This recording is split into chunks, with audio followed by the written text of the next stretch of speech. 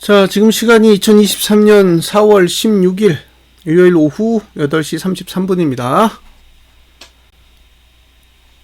고버스. 자, 2615원이고요. 아, 이건 뭐지? 찍을 거 다 찍었어요. 하단선 다 찍었습니다. 네, 그러니까 할 얘기 없어요. 월봉은, 아니, 분기봉은 계속 또 버티기죠. 월봉은 뭐 없으니까 그냥 슬프죠. 예?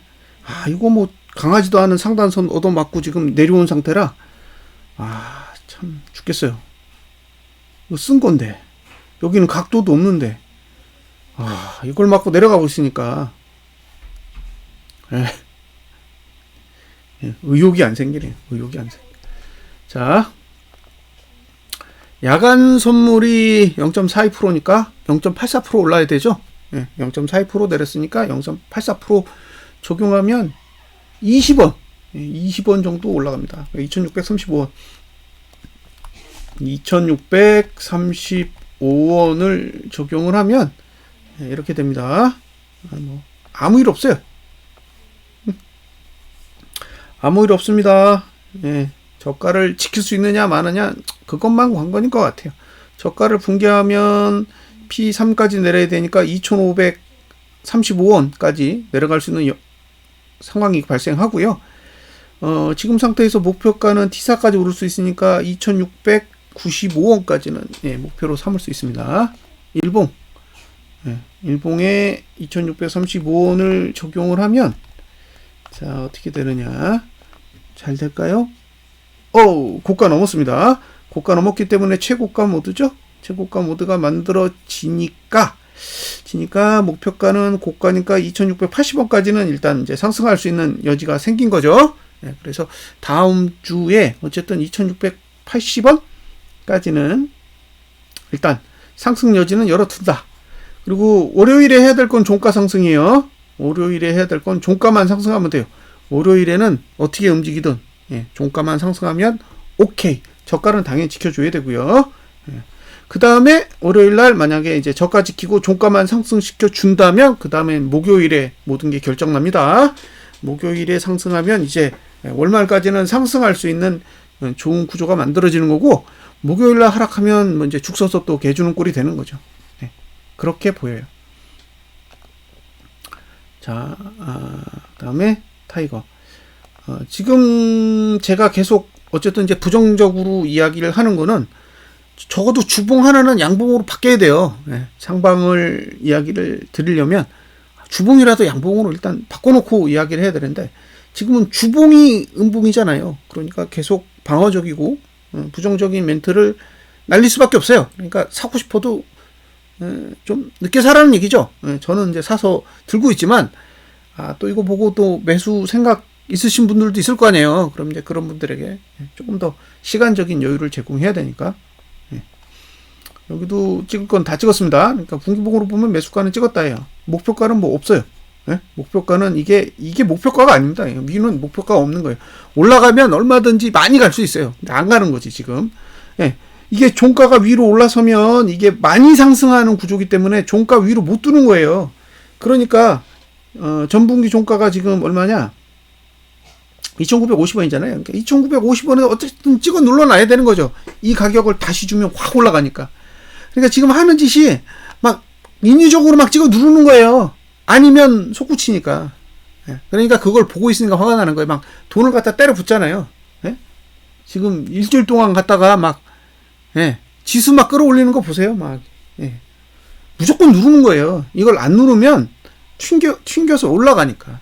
튕겨 올라가면 그 다음부터는 제어하기 힘드니까 뭐 돈으로 그냥 찍어 누르는 거죠. 그래서 제 입장에서도 돈으로 저렇게 하는데 제가 뭐 하방이 옳아요, 하방이 맞아요 라는 얘기를 할 수가 없잖아요. 자금은 정반대로 움직이고 있으니까요. 자, 월봉 코멘트 할 거 없죠. 여기 논봉이잖아요 지금. 이게 양봉으로 확 꺾여야 이게 방향을 바꾸는구나 이제 그런 생각이 들 텐데 이제 아직까지는 방향을 바꿨다라고 말씀드리기는 어렵죠. 그 다음에 주봉은 25원 올려야 됩니다. 25원 올려야 되는데 그러면 한 75원 되겠죠. 자, 그러면 이렇게 돼요. 저가만 안 깨면 뭐 올라가는 건 지장 없고요. 저가를 깰까봐 걱정이 되는 거죠, 사실. T4 일단 2,838원이니까 2,840원까지는 노려볼 수 있고, 반대로 하단선은 P3이니까 2,670원까지의 조정이 가능해요. 근데 저가를 안 깨면 뭐 아무 문제 없고요. 예? 저가만 안 깨면 그냥 올라가는 거예요. 근데 저가를 깨면 이제 이런 조정까지도 감안을 하셔야 된다는 거고.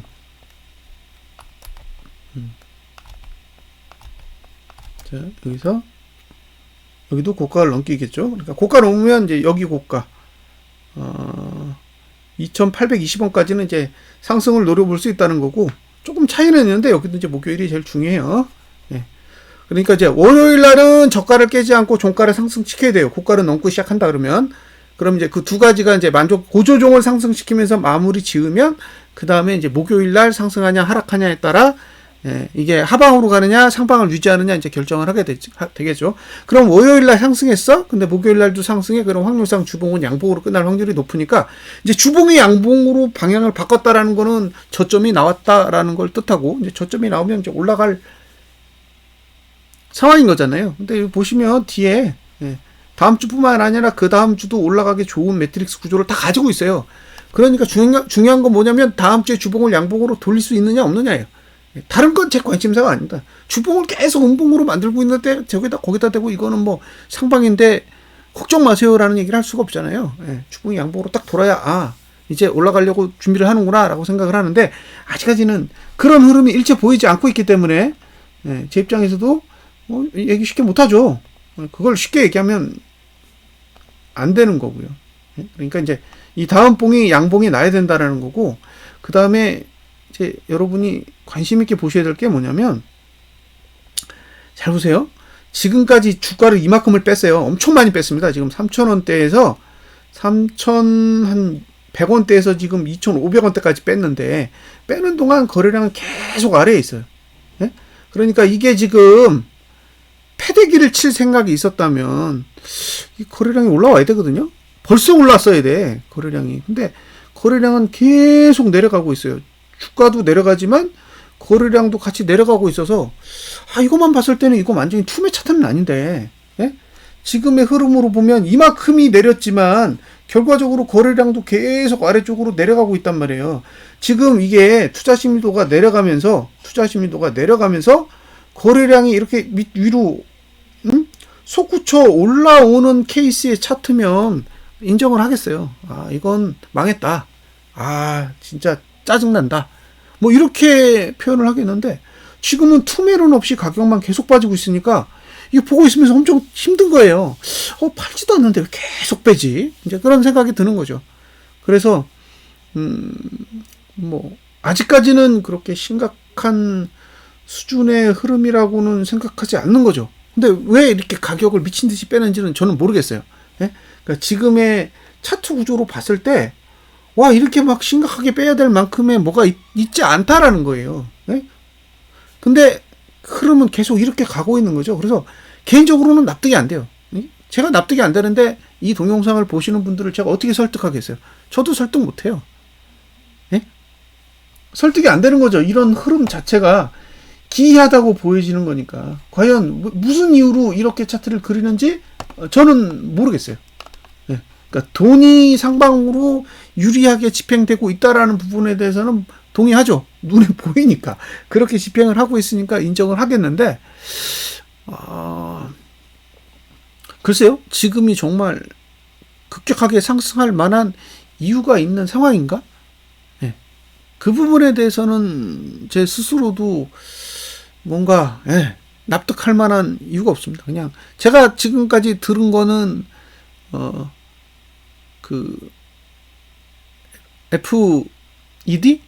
미국의 그 FED에서 얼마였죠? 7천억 불?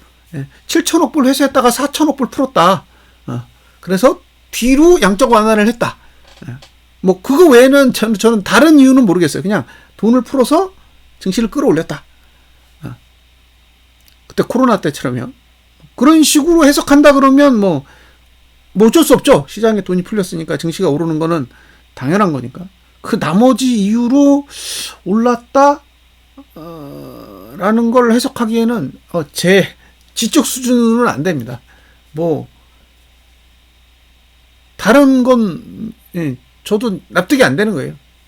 제가 납득이 안 되는 건 욕을 먹더라도 타인에게 설명할 수가 없는 거죠. 자, 이게 지금 굉장히 특이한데, 보통 이게 이게 뭐냐면 전환선 9가 이게 기준선 26이잖아요. 이걸 뚫으면 반등이 와요. 뚫으면 반등이 오는데, 보통 반등이 오는 케이스가 그 전환선 9가 상방을 볼 때예요. 근데 지금은요, 이 두 가지가 다 공존해요. 전환선 9는 하방을 보고 이 기준선 26도 하방을 봐요. 그러니까 이게 지금 기괴한 형태인 거죠. 근데 보통 이건 방어를 하거든요. 이게 하방을 볼 땐 잘 안 뚫려요. 근데 지금 인버스가 뚫었어요. 예? 뚫었어요. 여기도 뚫었잖아요. 예? 이렇게 뚫고 올라갔다고. 그리고 위로 올라갔다고요. 예. 그러니까 지금 상태는 가격적으로 저는 메리트가 있다고 보는 거예요. 예. 이게 더 떨어져도 저는 메리트가 있다고 보는 거죠. 인버스 차트로 본다면 지금은 여기서 손절해야 돼? 라고 했을 때 손절하기 너무 아까운 위치인 거죠. 근데 매수해야 돼? 라고 했을 때 이게 자금도 같이 움직여야 되고 뭔가 있어야 되는데, 예, 지금 뭐 미국 증시는 미쳐 날뛰고 있으니까, 예, 그게 계속 국내 증시를 끌어올리는 요인으로 작용을 하고 있는 거잖아요. 예, 그래서 이게 너무 어려운 거죠. 그러니까 차티스트의 입장에서 보면 차트로는 사실 이게 왜 지금 빠지고 있는지를 이해하기가 어려워요. 예. 월봉으로 봤을 때는 올라도 아무런 상관이 없는 위치에 있다는 거죠. 근데 계속 내리잖아요.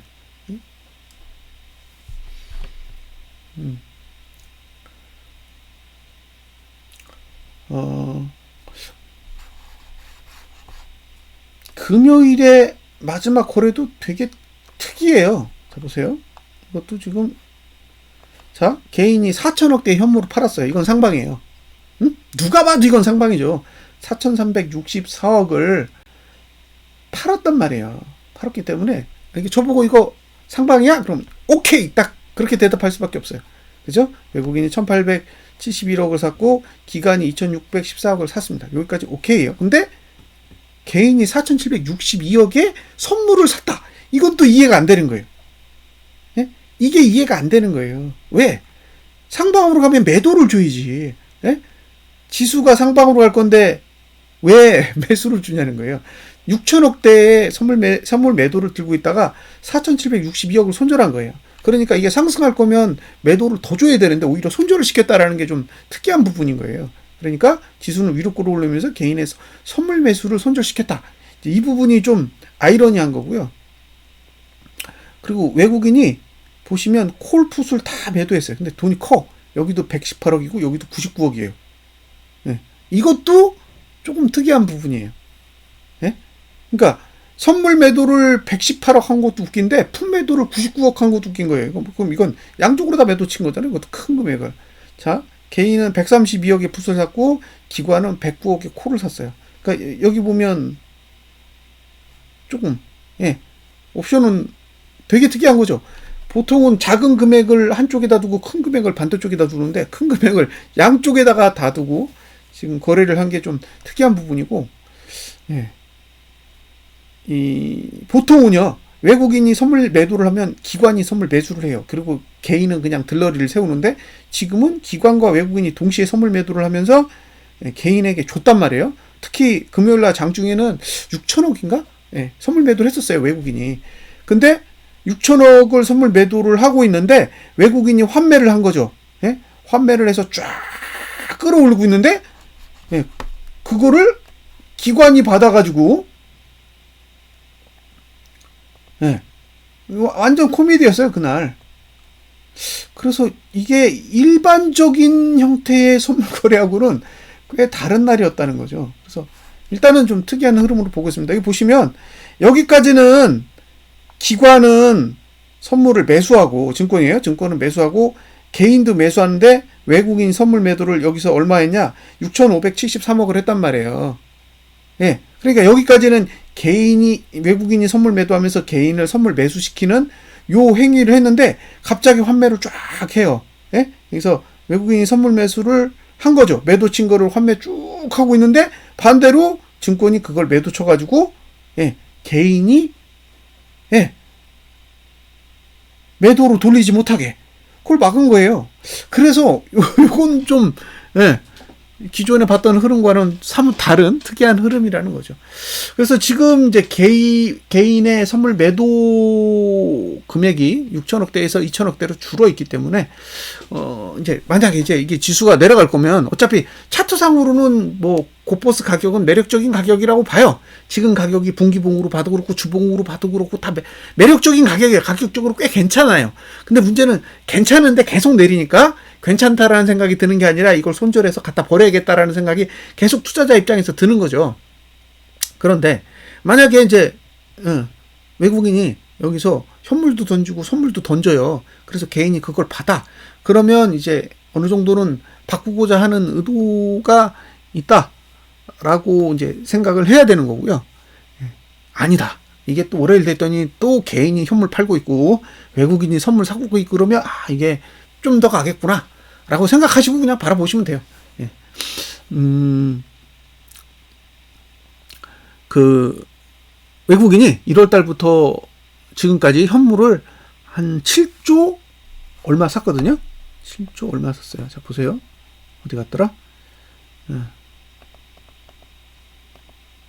여기 코스피로 1월 달부터 이렇게 보시면 한 7조 넘게 샀어요. 7.7조, 7.8조예요. 엄청 많이 샀죠. 근데 7.8조 여기 7.2조입니다. 자, 그러면 외국인이 들고 있는 현물은 뭘까? 투자자별 일별 매매 가가지고 1월 달부터 보시면 돼요. 보시면 뭘 샀냐? 외국인은 삼성전자가 6.3조입니다. 7.7조 중에 6.3조가 삼전이에요. 근데 이거 저기 소수점까지 하면 7.8조 중에 6.4조가 삼성전자입니다. 그리고 9,400억이 SDI고 8,400억이 현대차예요. 그러니까 삼성전자, 삼성 SDI, 현대차 세 개 딱 합치면 전액이에요. 전액. 이해하셨죠? 예? 전액이라고요. 자, 삼성 SDI는 화학이고 삼성전자는 전자잖아요. 전차, 전화, 그죠? 전화차, 차화전이잖아요. 차화전. 예? 그러니까 외국인은 그냥 전통적인 방법으로 차화전 끝. 예? 다른 거 없어요. 예? 오해하시면 안 됩니다. 저 7.8조라는 돈 안에 다른 거 없다고요. 딱 이 세 종목이 끝이에요. 나머지는 뭐 그저 그런 거니까 이 세 종목을 드립다 산 거예요. 특히 거의 한 80% 이상이 그냥 삼성전자 단일 종목이라고 보시면 돼요. 그리고 개인은 삼성전자를 5조 3천억을 팔았어요. 그리고 여기 현대차, 기아 요거 해가지고 2조. 그럼 이건 7.3조잖아요. 네. 하이닉스까지 합치면은 얼마예요? 이게 7.3조, 8조, 그죠? 네. 요 네 종목 8조 판 거예요. 나머지는 거래한 게 없어. 예? 8조 이렇게 판 거예요. 그러니까 그렇구나 라고 생각하시면 되는 거예요.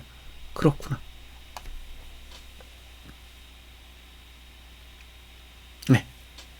그래서 뭐 현물 거래가 어마무시한 것 같지만 실제로는 세네 종목에 집중돼 있다. 예?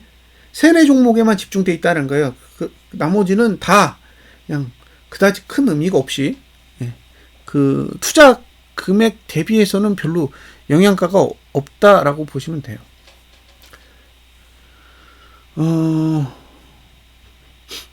지금 주봉이 사실 양봉으로 돌기 전까지는 불안해요.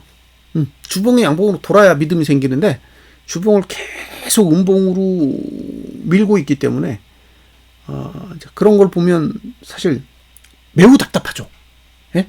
그러니까 저는 차트를 분석하는 사람이지 돈을 집행하는 사람이 아니잖아요. 그러니까 해석을 하지만 자금은 계속 반대로 집행이 되고 있으니까 사실 갑갑한 거는 저도 마찬가지입니다. 뭐 상방에 투자하실 분들은 이 동영상을 보실 필요가 없습니다. 이 동영상을 보고 이거 뭐 분석이 이래? 뭐 이렇게 하실 필요 없어요. 그냥 저는 하방에 관심이 있고 하방에 맞는 분석을 하는 거지. 그러니까 지금 상태에서 저는 레버리지를 분석하고 싶을 생각은 없어요. 아직까지도. 그래서 상방에 관심이 있으시면 상방에 대해서 설명을 잘 해주시는 분의 동영상을 보셨으면 좋겠고요. 굳이 상방 보시면서 이 동영상을 보시면서 힘들어하지는 마세요. 자, 여기까지 분석 마치겠습니다. 감사합니다.